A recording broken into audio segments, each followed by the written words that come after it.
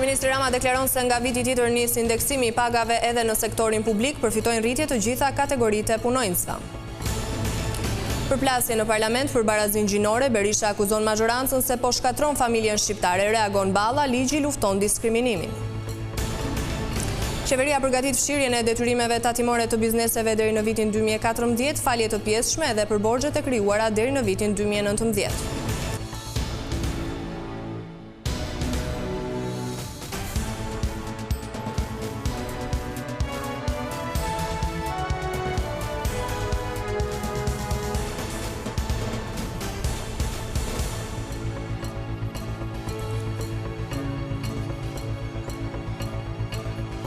Mirdita, zonja dhe zotrin, do t'jemi së bashku në edicionin e lajmeve të orës 15 këtu në ekranin e televizionit kombëtar Vision Plus.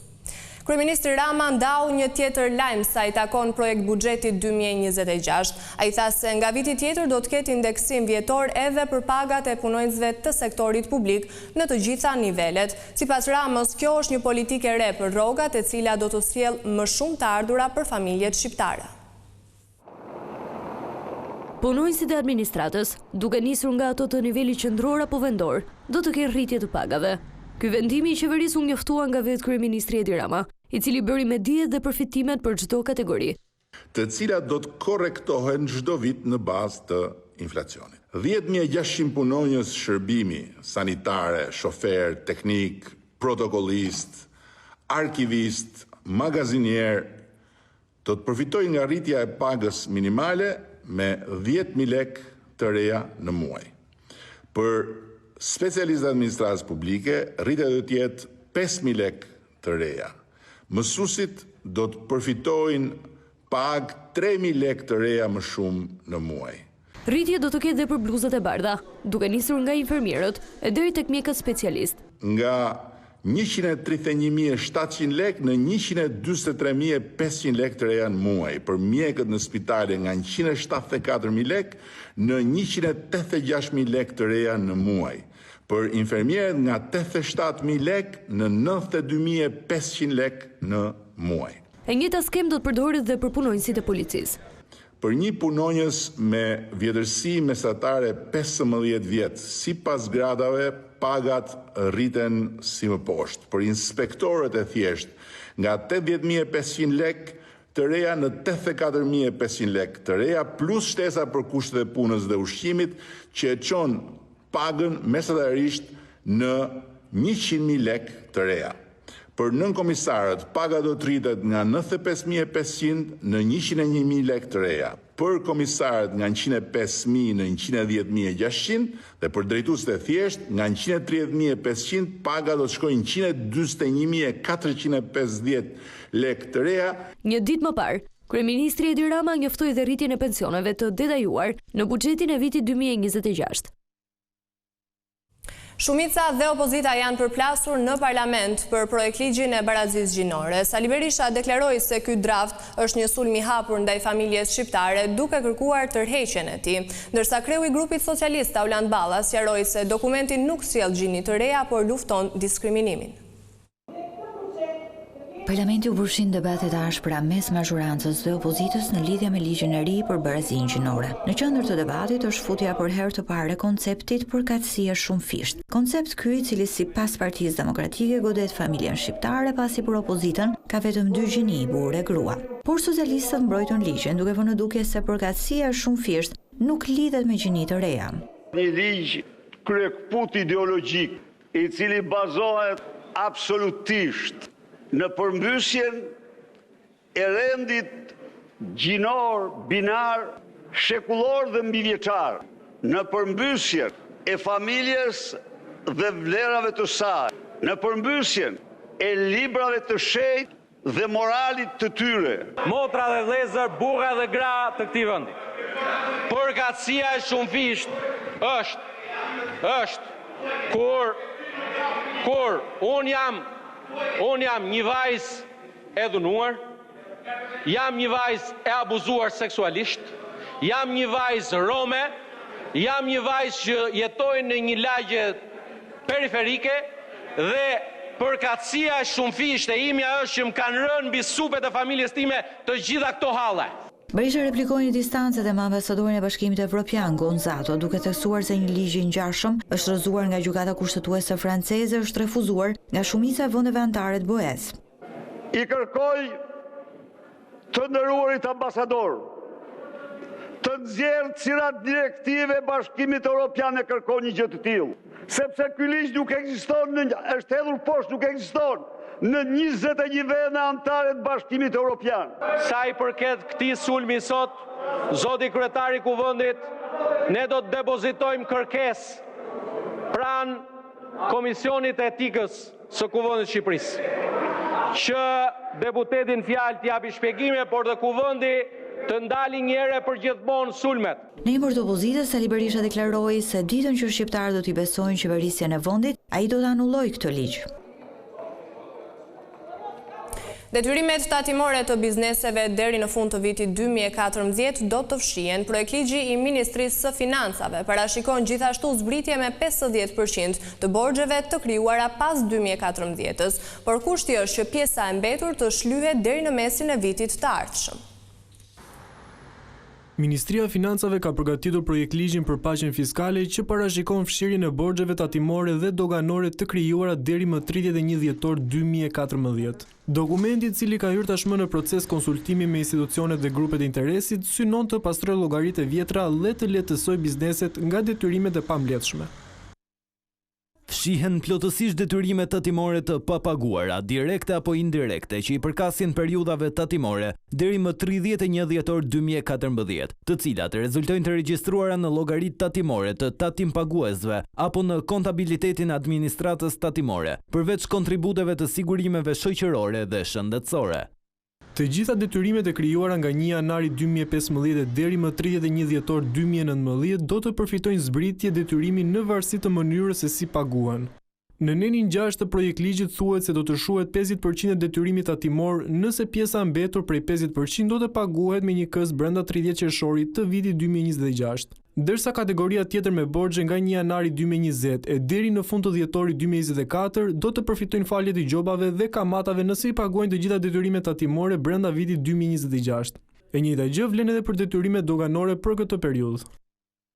Shuhen gjobat dhe kamatvonesat për detyrimet e viteve 2020-2024, nëse taksa përkatëse paguhet deri më 31 dhjetor 2026. Fshihen dënimet administrative për sigurimet shoqërore shëndetësore 2015-2024, me kusht që të paguhet 100% kontributi deri më 31 dhjetor 2026. Sipas të dhënave zyrtare, borxhet që do të fshihen arrin në rreth 507 milionë euro, nga të cilat 295 milionë euro i përkasin detyrimeve tatimore doganore të krijuara deri në vitin 2014. Ndërsa 45 milionë euro janë sigurime shoqërore shëndetësore, të cilat nuk fshihen, por për to hiqin gjobat dhe interesat.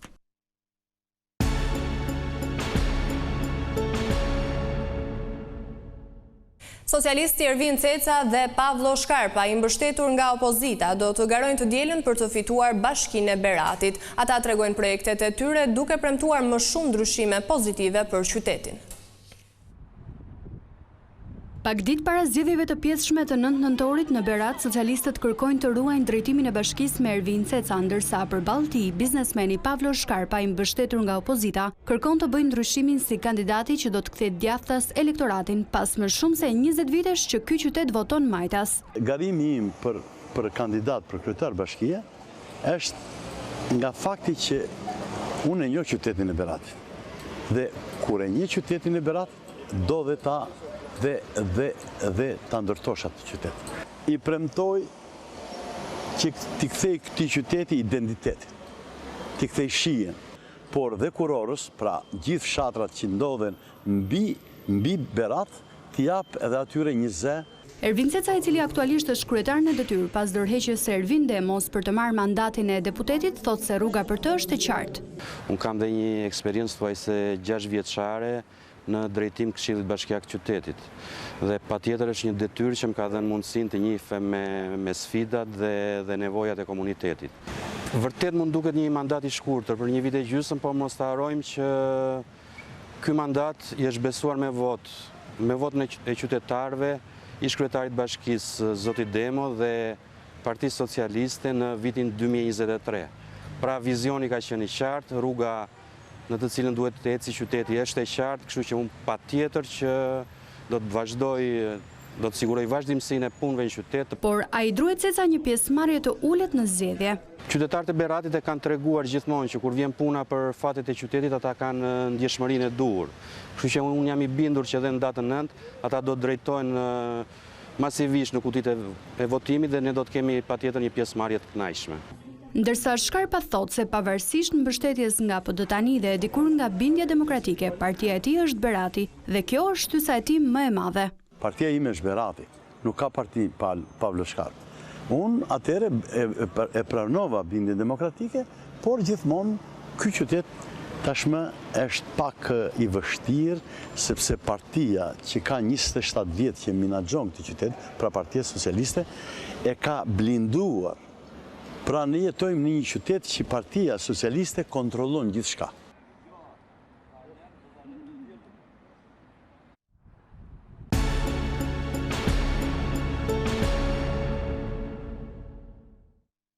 Mjeku që vizitoi Nureddin Dumanin kur ai ishte plagosur pak para se të arrestohej ka dëshmuar këtë të njëjtën në gjykat. Ai ka thënë se ishte porositur të heshte për gjithçka do shihte. Madje sipas mjekut persona të paidentifikuar e kishin ndjekur me makinë teksa shkonte në punë në spital. Në procesin plumbi i art, me bashkëpunëtor drejtësie Nureddin Dumanin, dëshmoi mjeku që i dha atij ndihmën e parë pas plagosjes nga atentati i marsit të 3 viteve më parë, moment kur ai ra në prangat e policisë. Kirurgu Julian Malaj rrëfeu se u telefonua nga një numër i panjohur për t'i dhënë ndihmë mjekësore një personi për të cilin u porosit të heshte. Mjeku që aso kohë u procedua penalisht për moskallëzim krimi dhe veprime që pengojnë zbulimin e së vërtetës, u përball me togat e zeze në gjykatën e posaçme, i thirrur nga 2 prokurorët e çështjes, Doloreza Musabelliu dhe Behar Dibra. Në vitin 2022 kam qenë kirurg. Ka qenë ora 9:30. Më ka marrë dikush dhe më kërkoi për një vizitë në shtëpi. Më mori dikush që çalonte. Henrik Hoxha i duhet ishte dhe më çoi në ca rrugica që nuk po kuptoja ku ishin. Në Fier ishte qyteti, por banesën nuk e kujtoj. U futëm në një garazh e pastaj në një apartament. Më thanë që çfarëdo që të shohësh atje nuk do tregosh. Mjeku tregoi se nuk identifikoi askënd, por përshkroi një person që i ngjan Nureddin Dumanit në momentin kur u arrestua nga policia mbrëmjen e 29 marsit. Kur shkuam në apartament ishte një person me fasho në kurriz, ishte një kaçurels me tatuazhe. Unë thash që ky është për operacion. Ai kishte një plag me armëzjarri, plumb hyrës, por nuk kishte dalë. Apartamenti ishte në katin e 5 me ashensor, por nuk di ta them se ku ishte. Atje ishte edhe një vajzë dhe Bledi Bërdalla që kishte një laborator mjekësor.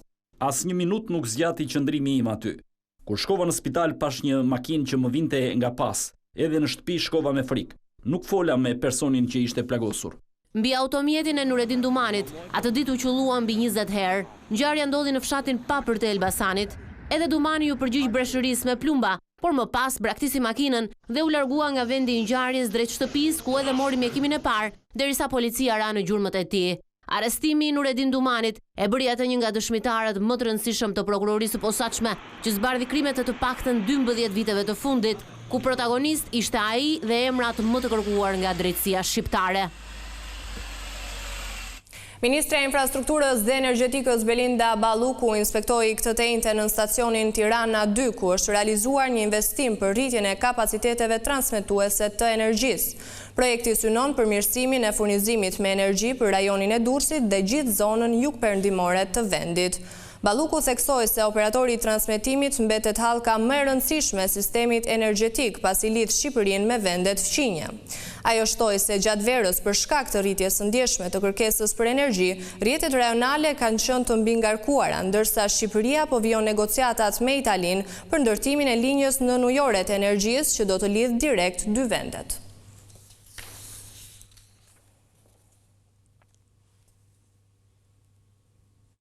Kontrollet e policisë rrugore me pajisje inteligjente në qarkun e Dibrës kanë zbuluar 10 trashëgjelje. Shumë drejtues mjetesh, kryesisht në rrugën e Arbërit, janë gjobitur për tejkalim shpejtësie, përdorim telefoni apo për mungesën e rripit të sigurimit.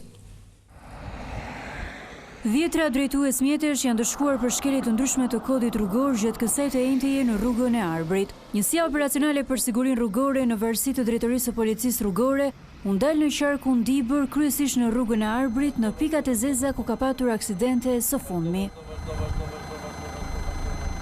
Gjatë monitorimit me pajisje inteligjente si dron, radar, alkool testues, janë ndëshkuar 10 drejtues mjetesh me masa administrative. Në objektivin e radarit të njësisë operacionale ranë 134 drejtues mjetesh që lëvizin me shpejtësi tej normës së lejuar, 32 për parakalime të gabuara, të cilat u konstatuan me pajisje dron, si dhe disa drejtues mjetesh u testuan për përdorim alkooli. Gjithashtu oficerët e njësisë operacionale për sigurinë rrugore ndëshkuan me masa administrative 76 drejtues mjetesh për përdorim telefoni dhe mosvendosje të rripit të sigurimit. Aksioni zhvilluar në segmentin e rrugës së Arbrit në Gjoric, ku prej hapjes së saj për qarkullim janë regjistruar disa aksidente me pasoja të rënda deri në humbje të jetëve njerëzore.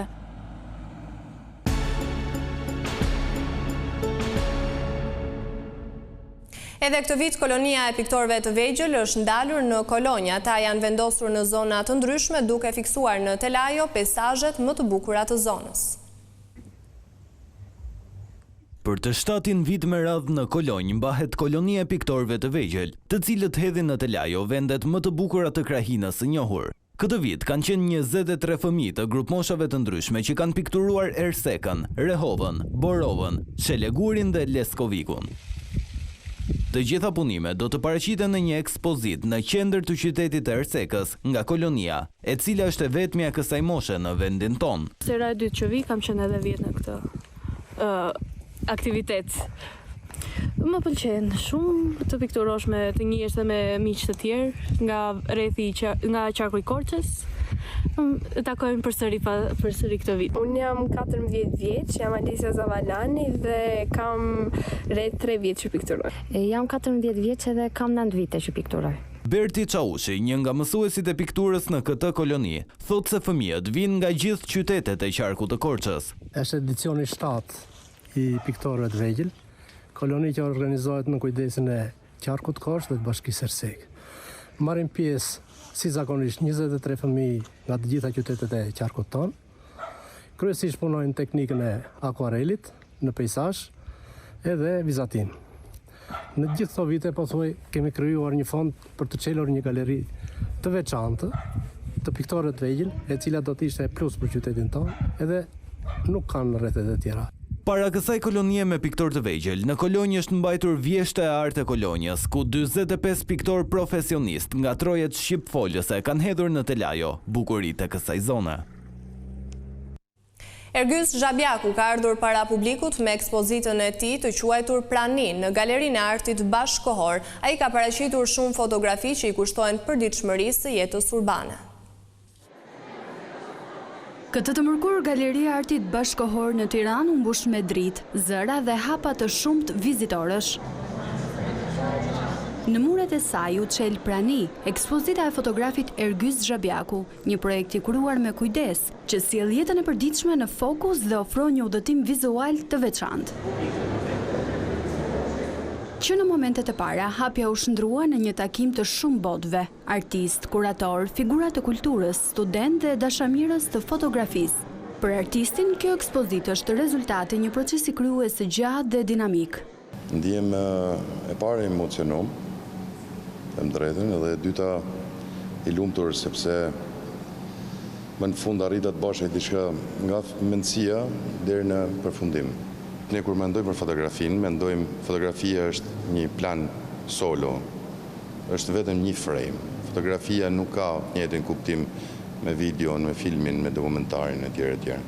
Që ta çosh fotografinë, të diskutojnë me njëra tjetrën, edhe ato të kthehen në disa etyde të veçanta, besoj që kjo është gjëja më e zhvilluar që mund të kemë bërë kjo ekspozitë. Teksa në fjalën e saj, Ena Bulku, drejtoresha e galerisë, gjeti rastin të bënte një ftesë të hapur për të gjithë artistët të cilët kanë dëshirë të ekspozojnë artin e tyre bashkëkohor në këtë hapësirë. Galeria e Artit Bashkëkohor, ose ndryshe Galeria Gocat, në ekspozitën e saj të 11 sjell artistin Ergjys Zhabjaku me 43 fotografi që na qasin me një botë urbane, por edhe pak ironike.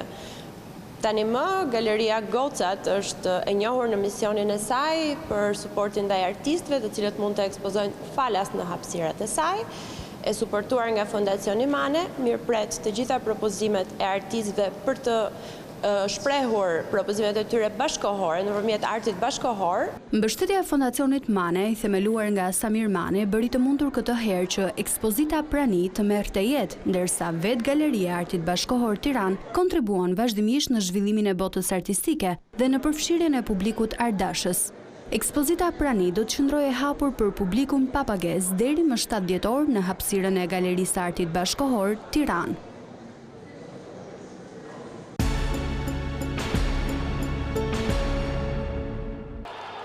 Të premten, trajneri i kombëtares Silvinho do të shpall listën e lojtarëve me të cilët kuqezint do të sfidojnë Andorën dhe Anglinë në 13 dhe 16 nëntor në duelet kualifikuese të Kupës së Botës. Probleme me dëmtimet nuk ka, ndaj edhe surpriza në listë vështirë se do të ketë. Përjashtimi i vetëm mund të jetë Anis Mehmeti. Rritet kurioziteti dhe ankthi sigurisht mbi listën e lojtarëve me cilët Shqipëria do të përfaqësohet në 2 takimet e fundit të kualifikuesve të Kupës së Botës. Paraditjen e së premtes, FSHF do të publikojë listën e kuqezimve të cilët do të jenë në dispozicion të stafit teknik për ndeshjen kundër Andorës në datë 13 nëntor dhe atë kundër Anglisë më 16 nëntor. Tekniku i kombëtares nuk është njëri surprizave të mëdha, e gjasat janë që kështu të ndodh edhe këtë të premte. Sa i takon emrave të futbollistëve që ai do të ketë në armë për 2 ndeshje dietike, për të blenduar vendin e dytë në grup që na siguron fazën play-off. Porta do të vazhdoj të jetë prone Thomas Strakoshës, ndërsa në mbrojtje për fat mirë ndryshe nga duelet e tetorit, Silvinho do të ketë bonus për rikthimin në formë të Ardian Ismailit, përveç se kapiten Gjipshitit, Hysaj dhe Mitajt. Në mesfush gjithashtu asnjë risi me emra si Julian Sheu, Aslani, Ramadani, Laçi dhe me Don Berisha në dispozicion të teknikut. Në krah të sulmit Arber Hoxha dhe Yasir Hasani janë të paprekshëm dhe kësaj liste i shtohet gjithashtu edhe Nedim Bajrami, i cili nuk luan me asnjë klub prej muajsh, por është i preferuar në kombëtare. Edhe në sulm Azja e Re, Broja Mana, Jozuni dhe Daku pjesë e grupit. E vetmja risi mund të jetë Anis Mehmeti, absolutisht nga lojtarët shqiptar më në formë aktualisht. Gola dhe shërbimet e tij të sakta tek Bristol City në Championship në Angli deri tani nuk e kanë bindur trajnerin Silvinho. Ndoshta këtë herë mund të jetë momenti i dur për ta rigrumbulluar me kombëtaren kuqezi. Silvinho do të shpjegojë zgjedhjet e tij të premte në orën 11 në daljen e zakonshme për mediat. Grumullimi nis në Barcelonë në datë 10 nëntor, duke marrë në konsiderat afërsinë me Andorran, sfidë që e luajmë në transfer 3 ditë më vonë. Dhe këtu kemi përfunduar me lajmet, unë ju falenderoj për vëmendjen, bashkë mirupafshim.